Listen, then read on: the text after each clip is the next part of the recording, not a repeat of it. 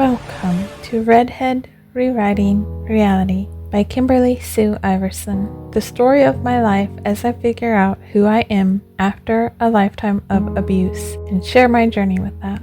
Sharing my journey of building my author career, the struggles, bettering self, and creating a new life. I'm a multi-genre author who's published more than 53 stories and coming to you from the Pacific Northwest. And this podcast is for you because, like me, you love stories, journeys, and you just want to relax for a bit. So let me take care of you. This audio is intended for an adult audience. Themes and topics may not be suitable for all audiences. Listener discretion is advised. Now, get yourself comfy and make yourself at home, and let's dive in. We are continuing this week with Pinocchio by Collodi, reading chapters 11 through 15.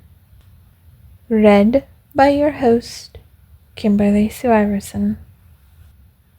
Chapter 11. Fire Eater sneezes and pardons Pinocchio. The showman, Fire Eater, for that was his name, looked like a wicked man, especially with his black beard that covered his chest and legs like an apron. On the whole, however, he had not a bad heart. In proof of this, when he saw poor Pinocchio brought before him, struggling and screaming, "I will not die! I will not die!" he was quite moved and felt very sorry for him. He tried to hold out, but after a little he could stand it no longer, and he sneezed violently. When he heard the sneeze, Harlequin, who up to that moment had been in the deepest affliction and bowed down like a weeping willow, became quite cheerful, and leaning towards Pinocchio, he whispered to him softly, "Good news, brother! The showman has sneezed, and that is a sign that he pities you, and consequently you are saved." Most men, when they feel compassion for somebody, either weep or at least pretend to dry their eyes. Fire Eater, on the contrary, whenever he was really overcome, had the habit of sneezing. After he had sneezed, the showman, still acting the ruffian, shouted to Pinocchio, "Have done crying! Your lamentations have given me a pain in my stomach. I feel a spasm that almost achoo, achoo." And he sneezed again twice. "Bless you," said Pinocchio. "Thank you. And your papa and your mamma, are they still alive?" asked Fire Eater. "Papa, yes. My mamma I have never known." "Who can say what a sorrow it would be for your poor old father if I were to have you thrown amongst those burning coals? Poor old man, I pity him. Achoo! Achoo! Achoo!" And he sneezed again 3 times. "Bless you," said Pinocchio. "Thank you. All the same, some compassion is due to me, for as you see, I have no more wood with which to finish roasting my mutton. And to tell you the truth, under the circumstances, you would have been of great use to me. However, I have had pity on you, so I must have patience. Instead of you, I will burn under the spit one of the puppets belonging to my company. Ho there, gendarmes!" At this call, 2 wooden gendarmes immediately appeared. They were very long and very thin, and had uncocked hats and held unsheathed swords in their hands. The showman said to them in a hoarse voice, "Take Harlequin, bind him securely, and then throw him on the fire to burn. I am determined that my mutton shall be well roasted." Only imagine that poor Harlequin! His terror was so great that his legs bent under him, and he fell with his face on the ground. At this agonizing sight, Pinocchio, weeping bitterly, threw himself at the showman's feet, and bathing his long beard with his tears, he began to say in a supplicating voice, "Have pity, Sir Fire Eater." "Here there are no sirs," the showman answered severely. "Have pity, Sir Knight." "Here there are no knights." "Have pity, Commander." "Here there are no commanders." "Have pity, Excellence." Upon hearing himself called Excellence, the showman began to smile, and became at once kinder and more tractable. Turning to Pinocchio, he asked, "Well, what do you want from me?" "I implore you to pardon poor Harlequin." "For him there can be no pardon. As I have spared you, he must be put on the fire, for I am determined that my mutton shall be well roasted." "In that case," cried Pinocchio proudly, rising and throwing away his cap of breadcrumb, "in that case I know my duty. Come on, gendarmes, bind me and throw me amongst the flames.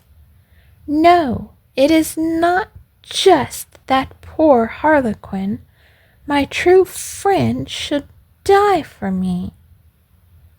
These words, pronounced in a loud, heroic voice, made all the puppets who were present cry.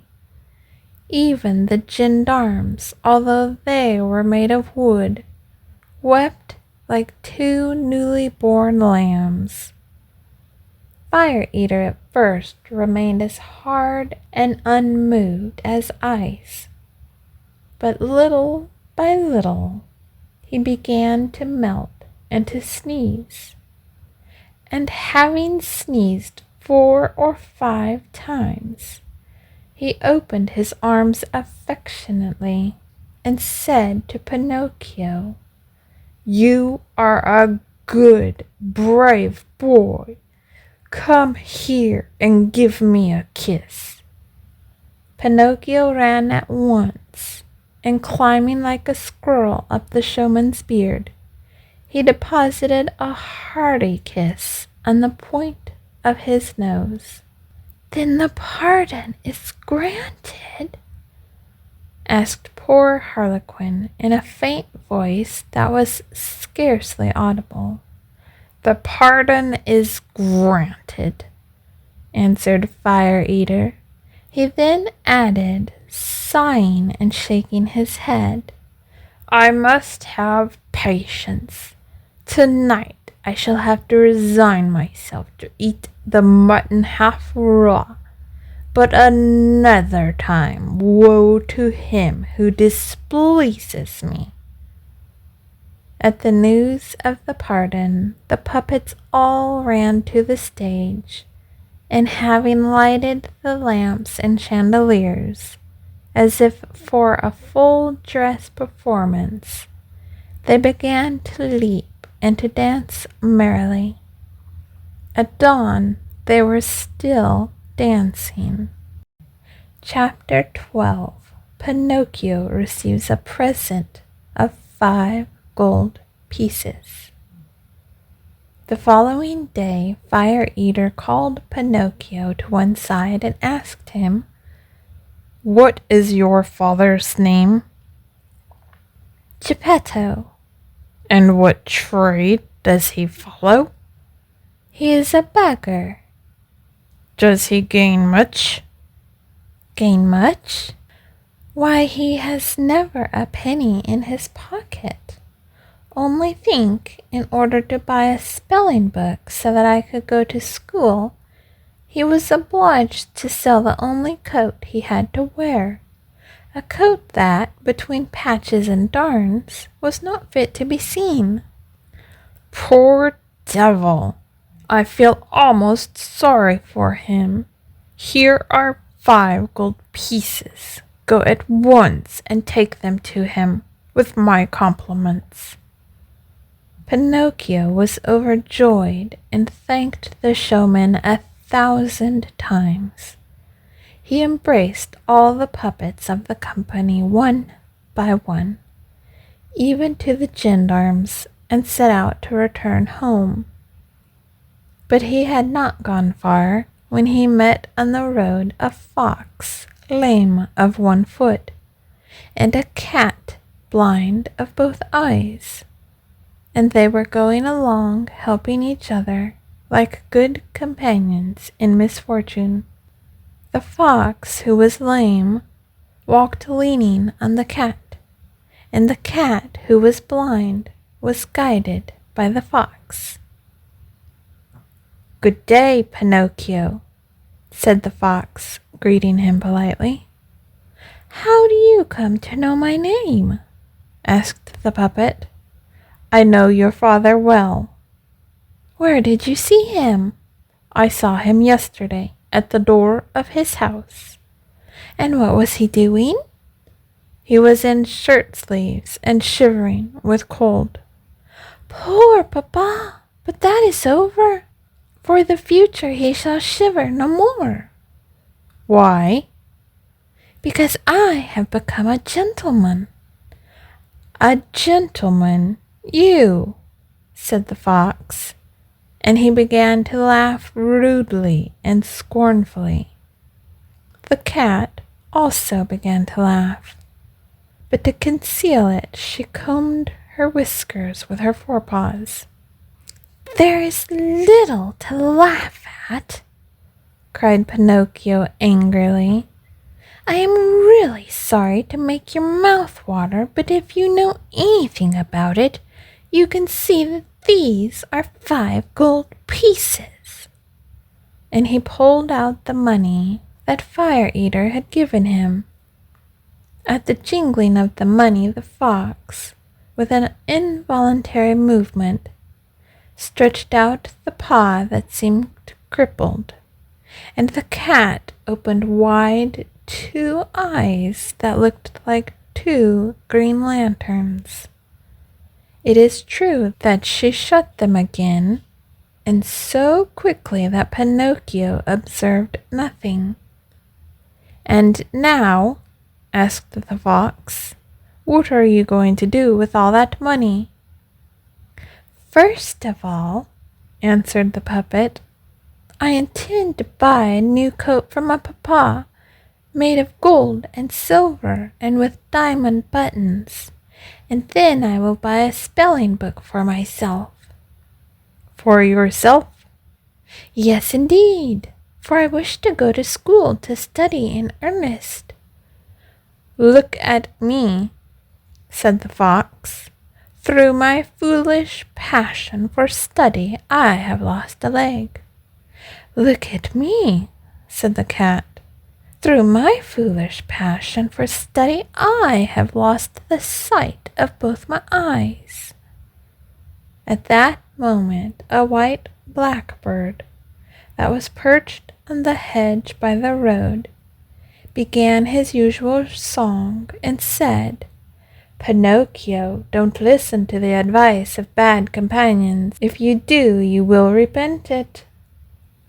Poor blackbird! If only he had not spoken! The cat, with a great leap, sprang upon him, and without even giving him time to say "Oh!" ate him in a mouthful, feathers and all. Having eaten him and cleaned her mouth, she shut her eyes again and feigned blindness as before. "Poor blackbird," said Pinocchio to the cat. "Why did you treat him so badly?" "I did it to give him a lesson. He will learn another time not to meddle in other people's conversation." They had gone almost halfway when the fox, halting suddenly, said to the puppet, "Would you like to double your money?" "In what way?" "Would you like to make out of your 5 miserable sovereigns 100, 1,000, 2,000? "I should think so. But in what way?" "The way is easy enough. Instead of returning home, you must go with us." "And where do you wish to take me?" "To the land of the owls." Pinocchio reflected a moment, and then he said resolutely, "No, I will not go. I am already close to the house, and I will return home to my papa, who is waiting for me. Who can tell how often the poor old man must have sighed yesterday when I did not come back? I have indeed been a bad son, and the talking cricket was right when he said disobedient boys never come to any good in the world. I have found it to be true, for many misfortunes have happened to me. Even yesterday in Fire Eater's house I ran the risk. Oh, it makes me shudder only to think of it." "Well then," said the fox, "you are quite decided to go home. Go then, and so much the worse for you." "So much the worse for you," repeated the cat. "Think well of it, Pinocchio, for you are giving a kick to fortune." "To fortune," repeated the cat. "Between today and tomorrow your 5 sovereigns would have become 2,000. 2,000!" repeated the cat. "But how is it possible that they could become so many?" asked Pinocchio, remaining with his mouth open from astonishment. "I will explain it to you at once," said the fox.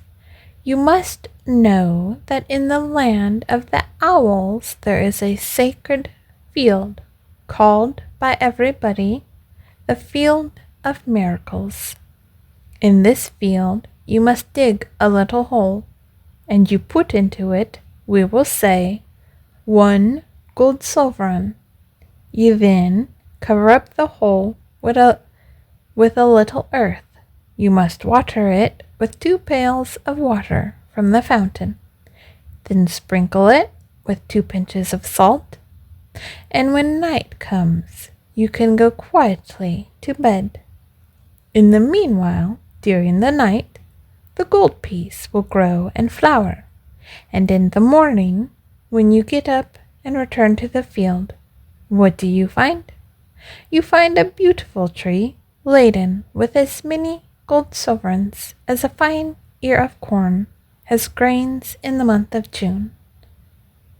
"So that," said Pinocchio, more and more bewildered, "supposing I buried my 5 sovereigns in that field, How many should I find there the following morning? That is an exceedingly easy calculation, replied the fox. A calculation that you can make on the ends of your fingers. Every sovereign will give you an increase of 500.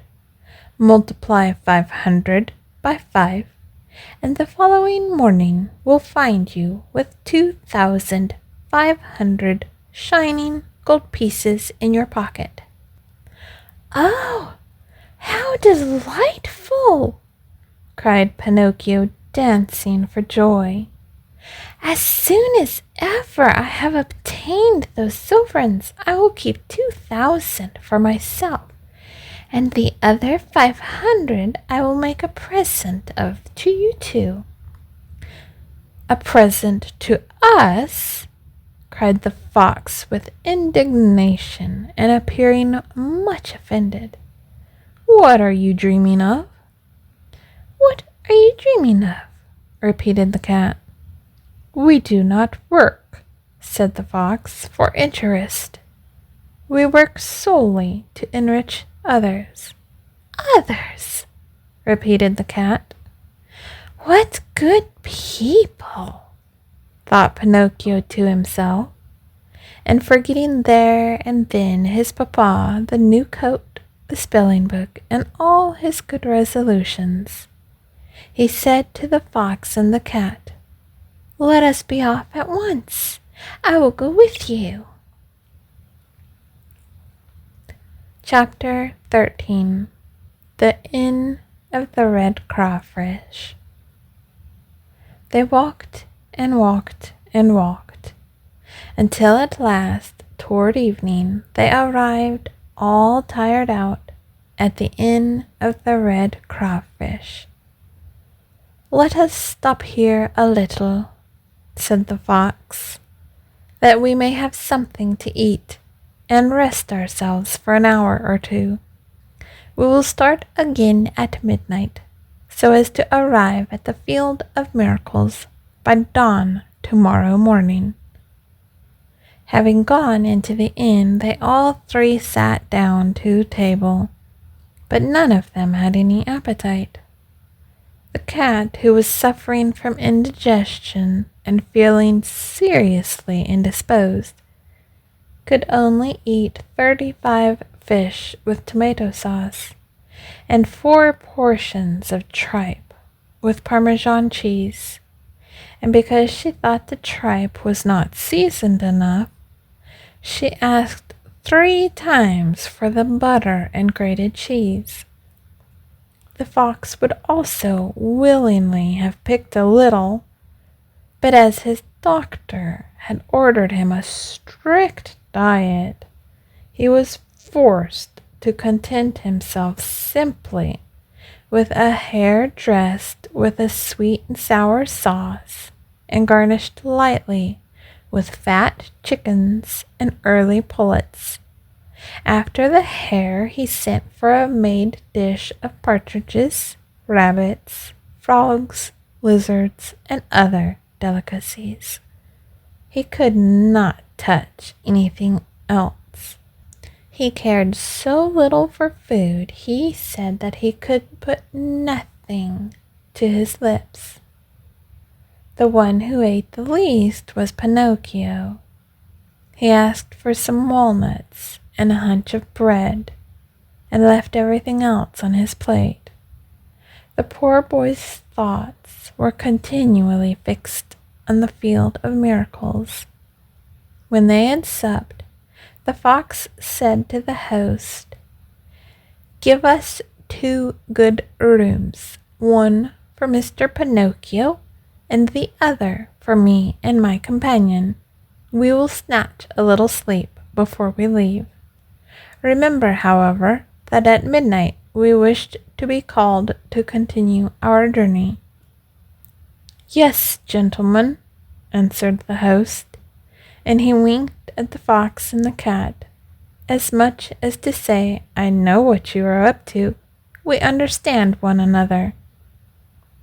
No sooner had Pinocchio got into bed Then he fell asleep at once and began to dream, and he dreamed that he was in the middle of a field, and the field was full of shrubs covered with clusters of gold sovereigns, and as they swung in the wind they went zin, zin, zin, almost as if they would say, "Let who will come and take us."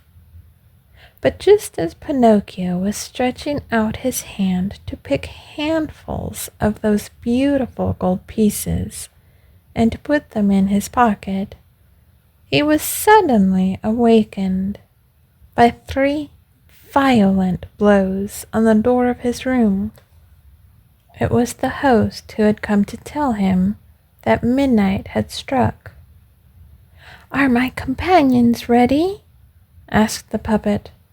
"Ready? Why, they left 2 hours ago."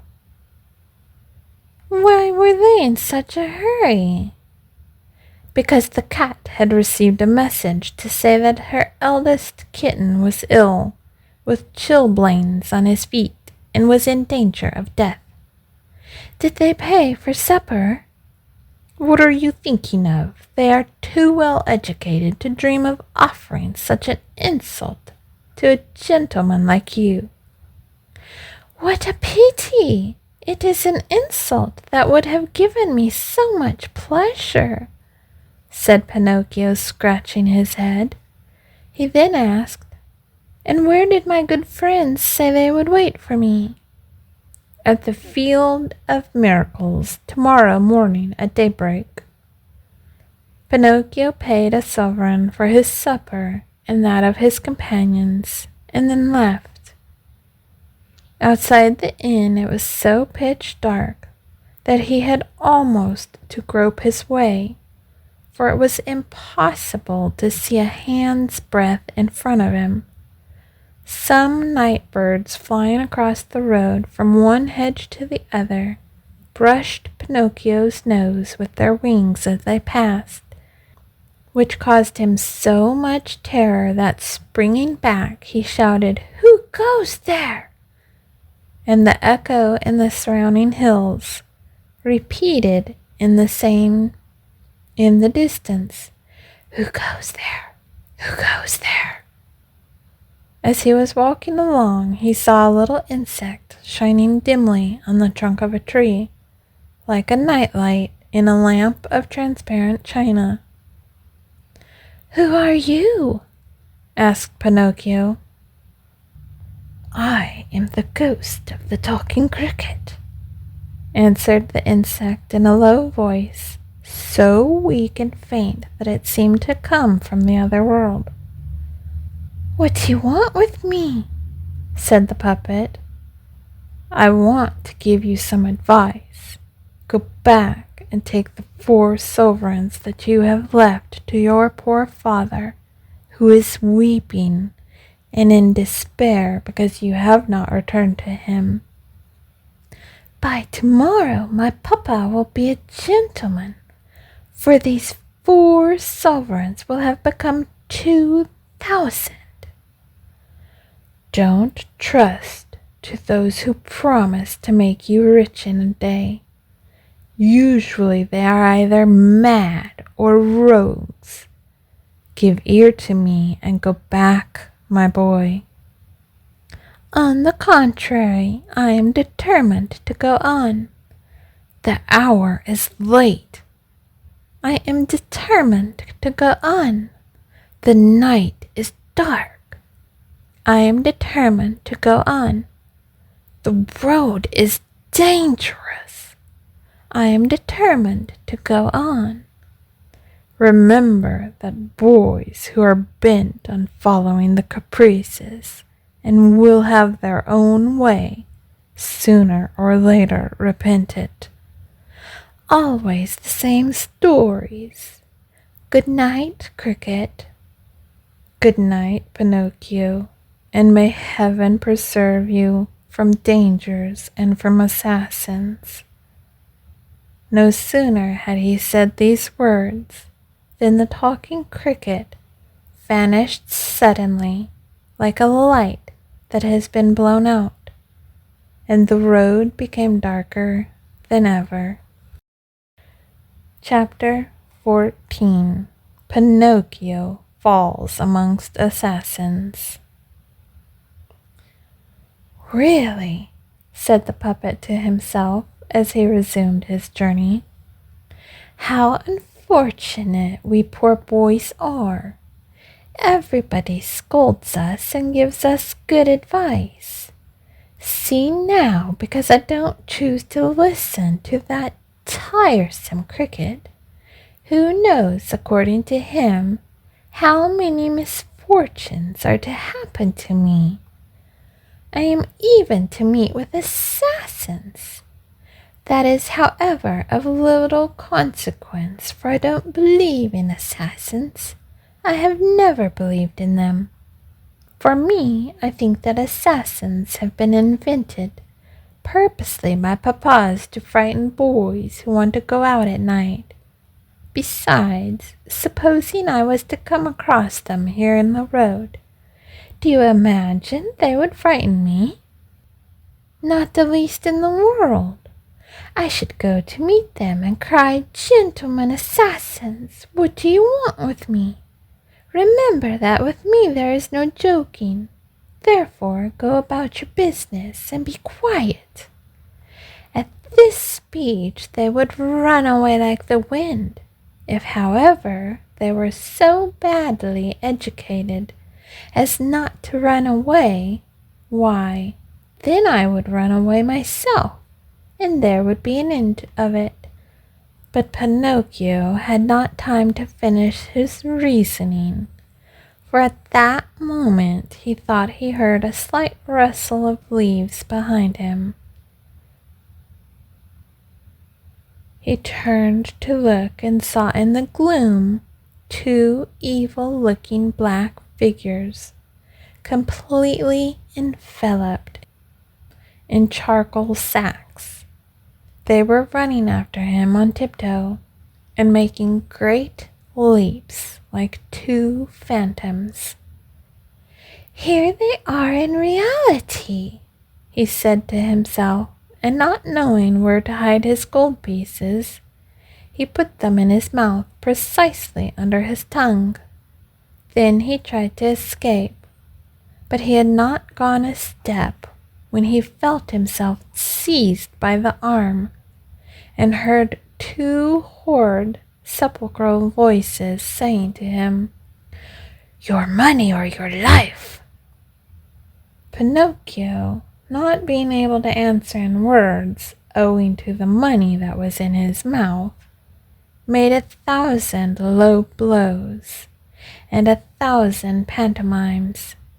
He tried thus to make the 2 muffled figures, whose eyes were only visible through the holes in their sacks, understand that he was a poor puppet, and that he had not as much as a counterfeit nickel in his pocket.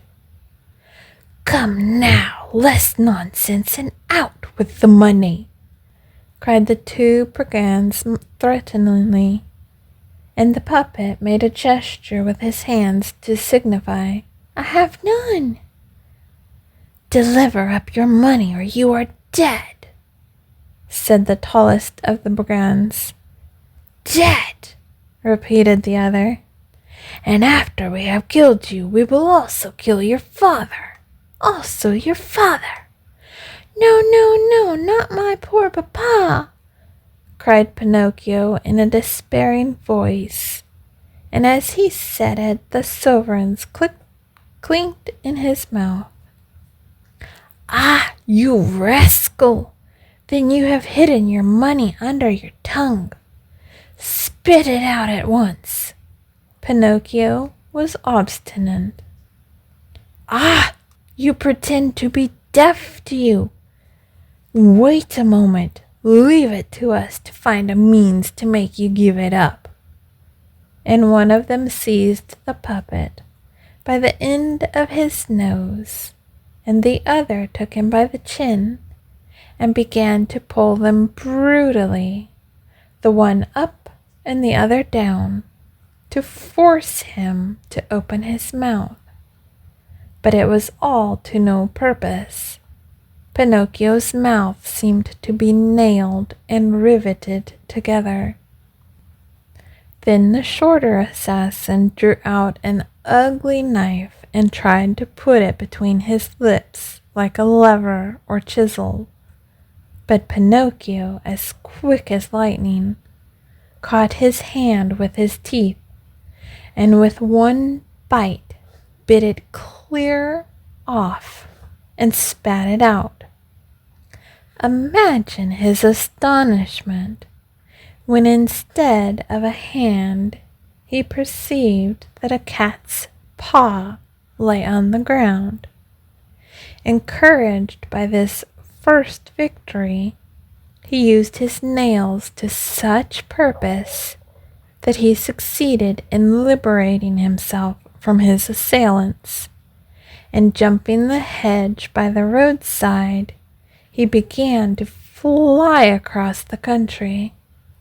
The assassins ran after him like two dogs chasing a hare, and the one who had lost a paw ran on one leg, and no one ever knew how he managed it.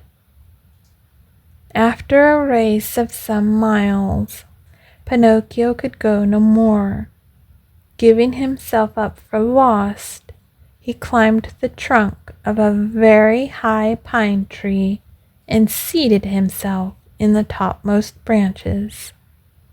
The assassins attempted to climb after him, but when they had reached halfway up, they slid down again and arrived on the ground with the skin grazed from their hands and knees.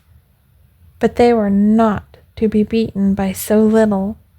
Collecting a quantity of dry wood, they piled it beneath the pine and set fire to it. In less time than it takes to tell, the pine began to burn and to flame like a candle blown by the wind.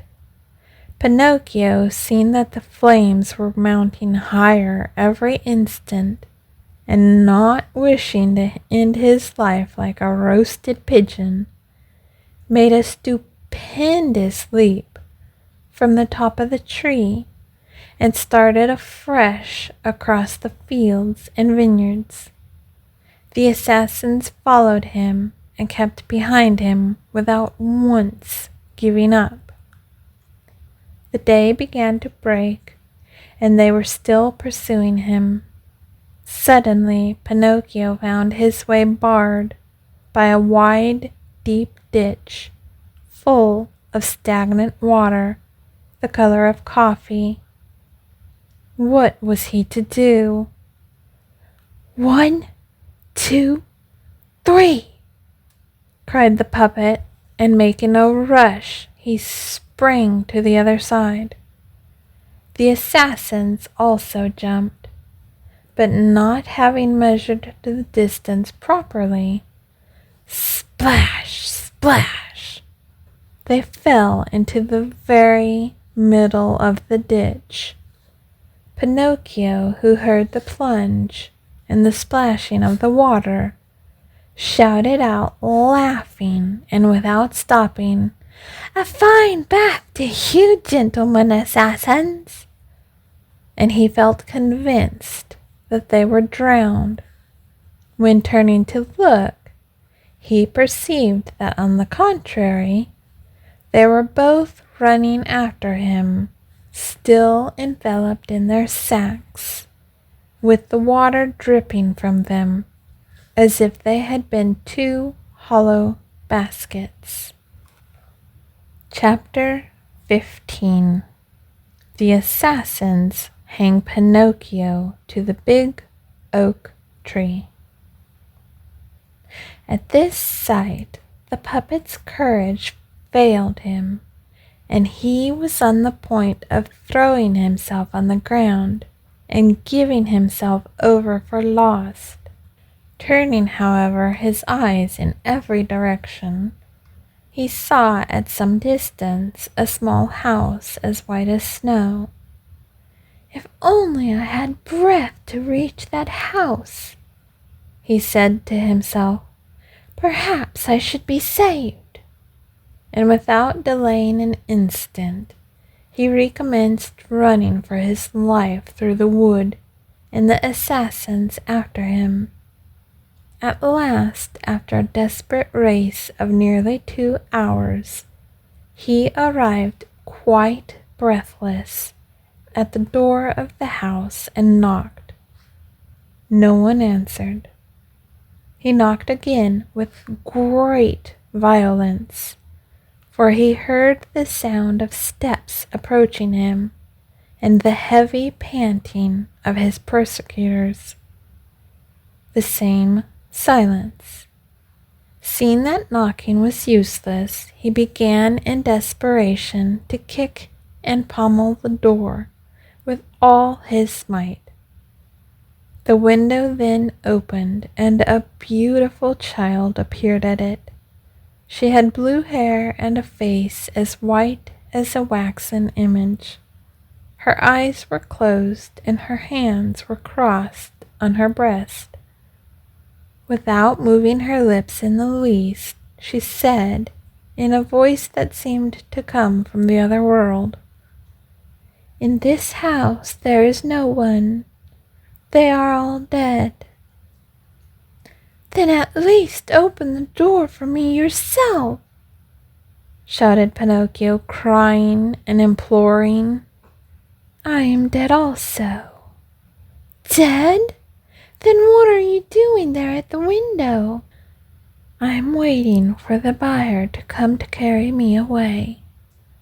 Having said this, she immediately disappeared, and the window was closed again without the slightest noise.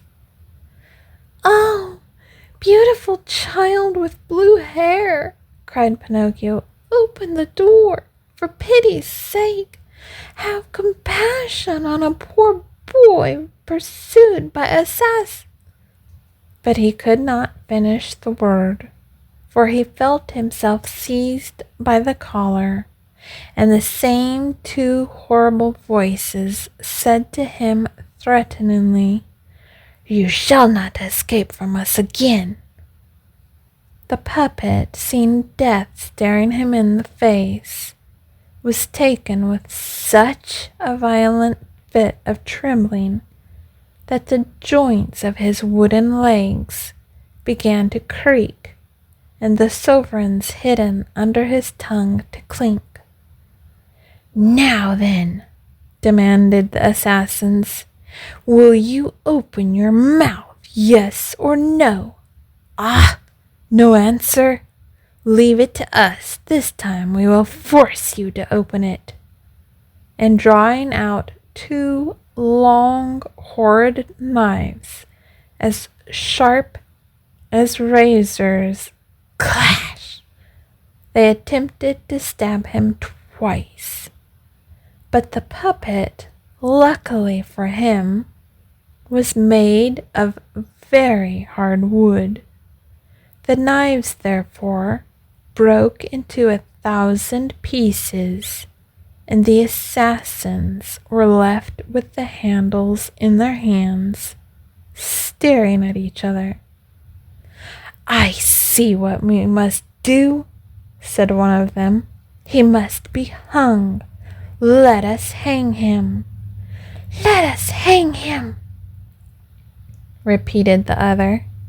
Without loss of time, they tied his arms behind him, passed a running noose round his throat, and hung him to the branch of a tree called the Big Oak. Then they sat down on the grass and waited for his last struggle. But at the end of 3 hours, the puppet's eyes were still open, his mouth closed, and he was kicking more than ever.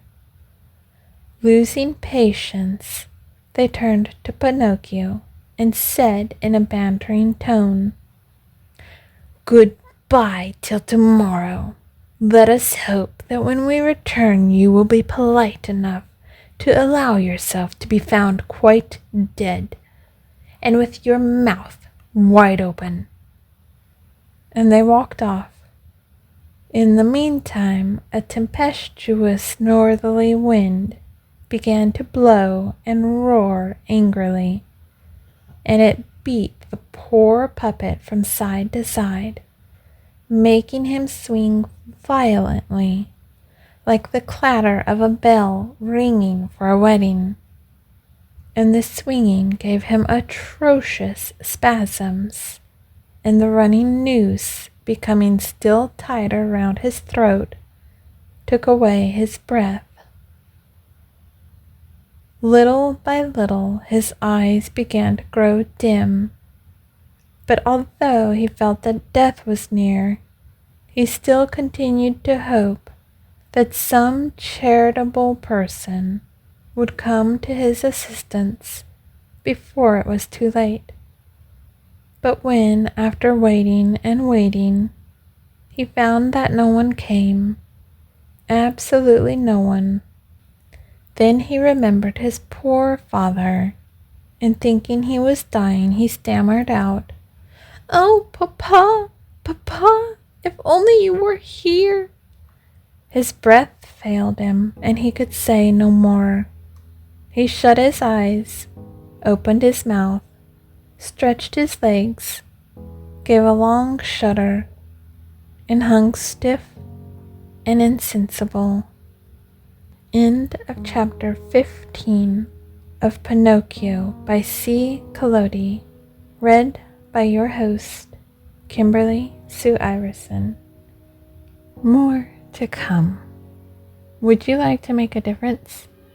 A gift of 5, 10, 15, or more would make a huge impact on my ability to keep this podcast going for you and upgrade my equipment.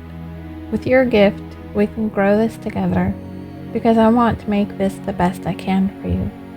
And frankly, you would help so much with far more than that. You'd be helping me change my life. Give today at ko-fi.com/Kimberly Sue Iverson. That's ko-fi.com/Kimberly Sue Iverson. Your presence here matters so much to me, so thank you for being here. I am beyond grateful you chose to spend this time with me. What are your thoughts? Share with me and start a conversation. Just don't be rude about it. Remember, kings and queens, everyone is fighting battles inside nobody can see. Who are you willing to see today? And who are you willing to let see you today? I hope someone can bring a smile to you today, or you can bring a smile to someone else. If you would like the chance for your story to be read, whether it's something you wrote, a story passed down in your family, or have a suggestion on a story to read, get in touch. Stories to read at KimberlySueIverson.com. That's stories to read at KimberlySueIverson.com. If you'd like to follow my socials, I would love to have you. Don't ever hesitate to comment and say hi either.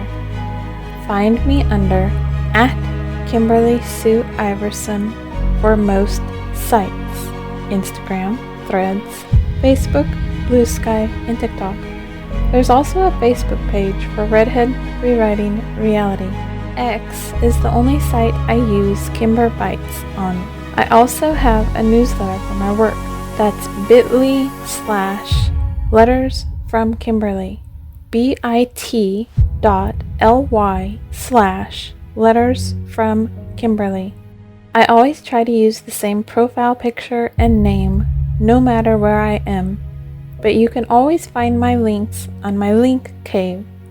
That's KimberlySueIverson.com/link cave. That's LINKCAVE.